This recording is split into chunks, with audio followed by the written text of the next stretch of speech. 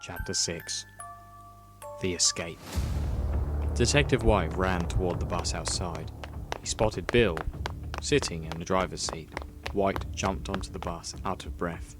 He looked out of the windscreen to the dark street around him. "Let's go!" Detective White turned to Bill. Bill stared at him, with one lidless eye, half his face missing. His bowels were removed onto the floor.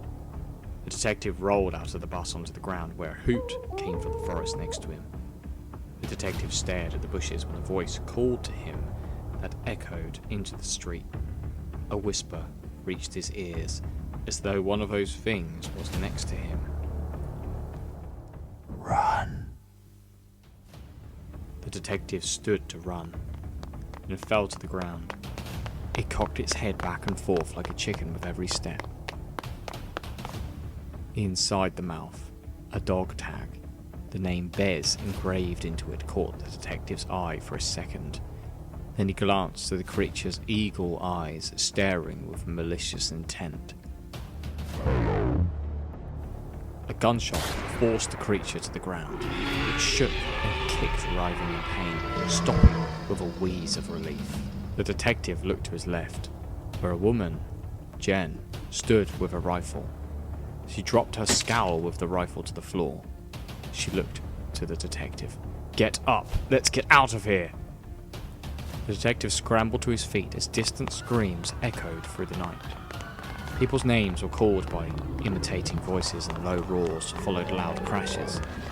The detective and Jen ran through the street as a large metal bin crashed from behind them, flying across the street and into a building window.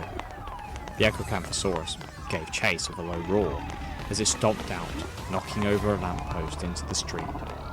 The lights turned out. The Acrocanthosaurus is in darkness, chasing Jen and Detective White, its white eyes glowing in a silhouette of black as it passed between streetlights. Jen slowed, and the detective grabbed her to hold her up. They reached the end of the street and ran onto the grass toward the forest. The Acrocanthosaurus snorted and stomped toward them. It grew taller and looked down toward them, jaws wide. Jen screamed to the detective, "This is it!" A gruff voice shouted into the open as the detective stopped to face the Acrocanthosaurus. "Fence up! That's all of them! Up! Up!" A bright blue beam shot in front of Jen and the detective, zapping the Acrocanthosaurus with an arc of lightning, forcing it back with an injured one. The Acrocanthosaurus looked to the beam as the general stepped toward Jen and White, his presence followed with the smell of heavy smoke. "Ah, that'll stop them. 20 miles of arc fencing. Are you hurt, Mom?" Jen spoke with a shake in her voice. No, just show my age." The general turned to the detective. "You, son?" The detective still watched the retreating Acrocanthosaurus. "No, I don't think I'll recover mentally from this." "You sure this will hold them?"